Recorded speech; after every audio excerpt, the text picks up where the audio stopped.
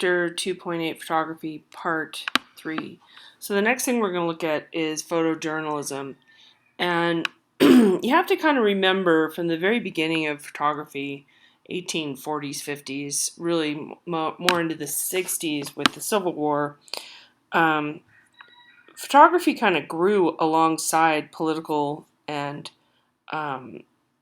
various other events. And it was used as an art form, and it was also used as a journalistic tool or a more of a way to document things.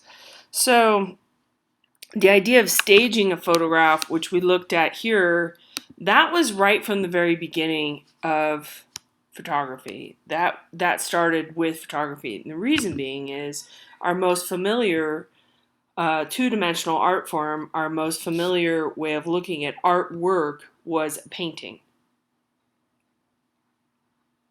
And paintings influence theater in terms of composition. So paintings and theater influence one part of creative photography, more like tableau or staged photography. And then we get into photojournalism, which is basically news reporting. Okay. Earliest examples are Civil War. So this is the first war, 1860s, that were photographed. It's the first war photographed. So prior to this, the only people that know the horrors of battle or see death or see bombing or see any of the machinery of death, guns, whatever, would have been the soldiers and the people involved in the war, men mainly. Okay, so the idea that photos start to circulate now of the Civil War dead and the slaughter, the wholesale slaughter, a lot of people died, and the atrocity of it, that's a new thing. So people are a little bit shocked. There's another dark chapter to photo history, which we'll get into as well. I won't start on that. But photojournalism starts with the Civil War. Okay, so it's supposed to be a truthful medium. Photography, you get a truthful photo, but not always. Okay, we know that today that certain things have been changed. Now, this photograph, very famous photograph of the migrant mother, Dorothea Lange, took this photo. 1936. This is the height of the Dust Bowl. This is what we think to be a woman from Oklahoma who's gone to California, and she is a migrant worker, a farm worker. She's picking fruit, and there's not enough food to go around because drought is part of what's going on, and dust bowls in the middle part of the country due to over farming. So anyway, she's here with their kids that are hungry and starving, and she, I think, is only, I have to flip to the other chapter 4.8 for details. I think she's a 32-year-old woman. Yeah, we're not going to get it right there. 32-year-old woman. And she was really upset about this photograph being taken of her in an unflattering way. But it did serve, and this is true of other subjects of photography in this kind of a way, in bad circumstances, but it did serve to push forward a lot of money and realignment of social service for people who were poor. Okay, so she is, well, it doesn't say here. On my other book, I think it tells us she's only 32 here. So it had a lot of impact. It was very heavy duty.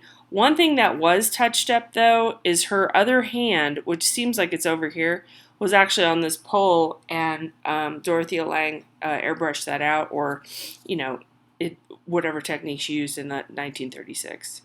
So there was some kind of controversy about that much later, not to do with the 30s.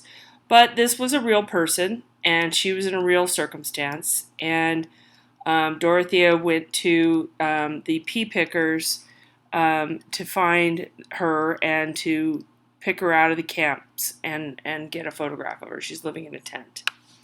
Another famous photojournalist is Steve McCurry, and there's a little blurb about him in the book. I would read it. It's really interesting because it's about the end of Kodachrome. This gorgeous high-resolution colored slide film that was more like a positive. It's hard to explain Kodachrome. It does a pretty good job in here, so I would just go back and read the details on that. But this was the last Kodachrome roll ever unexposed. So you buy this film, and you used to buy just, dozens of rolls. And then you'd go out and you'd take photographs. So anyway, he was given the honor of using the last roll of film of this type with this gorgeous color imagery. And he was a National Geographic photographer. And part of the reason I had you guys use National Geographic imagery is these are some of the very best photographers in the world, if not the best, work for National Geographic. Because they use more images than words in their magazine. At any rate, this is this guy. He's a mystic in India, and he wants to capture certain people around the world that have really good presence, for one thing, a really interesting image, and then also he's looking for some intense color. He is famous for the Afghan girl photo, and that was huge in the 80s. That really hit. That was probably one of the most popular images published ever. So for 75 years, Kodachrome film was known for its vibrant colors. So to mark the demise of this film, he launched this project to use the final roll. They made a film as well with Ed Harris. It was okay, but you can watch it. It's a little bit fantastical, or not fantastical is the wrong word, but it's not really true to form. It's not a documentary, but you can watch it. It's a Hollywood movie. So he made a bunch of portraits all over, and he really chose carefully. He had to really think very carefully. Unlike, digital camera, we take 20 images of our cat sitting in one position, and then we pick the best one. He had to really think, because this was it, a very strong sense of ending. Okay, so we're still on documentary photos or photojournalism. And we have this image of the 10-year-old spinner, Louis Wixheim. Now, this is 1908. This is earlier. We're in black and white. And he's photographing these children working in these mills. This is a textile mill of some kind. And see how close her hand is to this machinery.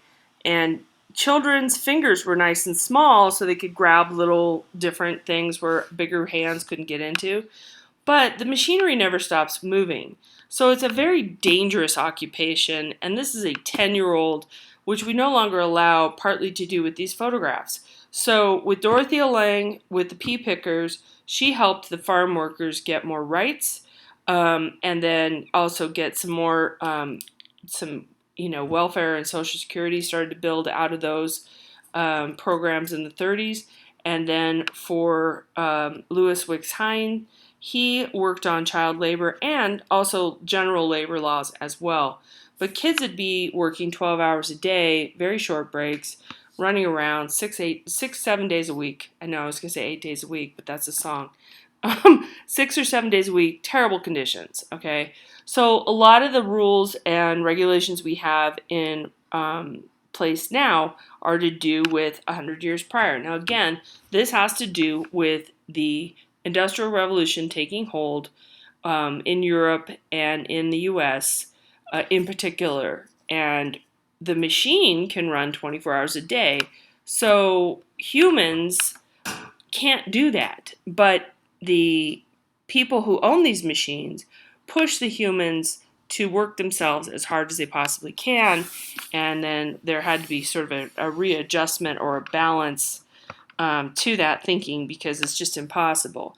But part of our ills, our social ills, if you will, and a lot of the artwork that we see in the book about this, it has to do with the fact that a lot of things are mechanized and you're no longer working to your human limits. You're competing with a machine in some ways, and that is what is making some of these issues very dangerous. So 10-year-old girl, this is no longer allowed now, but this is partly to do with this photo and a few others. So injustice and He impersonated a salesman. I always did wonder how he got in there, and he impersonated a salesman or inspector just to get access and then record the dangerous working conditions. So he really did help in that way. Okay, this is Hiroko Matsuike. Here is New York. Now this is to do with the September 11th, 9/11 bombing, and she was asked to have 800 people submit photos, professionals and non-professionals. Anybody who was handling a camera at that day, which in 2001, people didn't have the cell phones they have now, but there still were a fair amount of cell phones with cameras in 2001, just not to the extent there is now. But anyway, so a lot of people did take photos of what was happening at that time, some of the things they found, and then she collected them to show and publish so that people had a sense of what happened.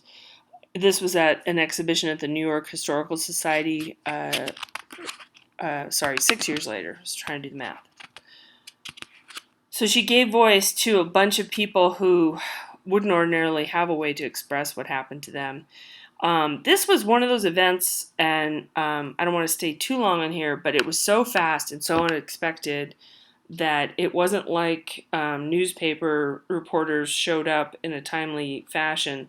A lot of the footage that exists is amateur footage, meaning people on the ground that just happened to be photographing something else, and then they caught what happened. Not until that second tower really was hit did news people and professionals get into place to photograph what was happening. And that's also true, with the first responders. You hear a lot of those things.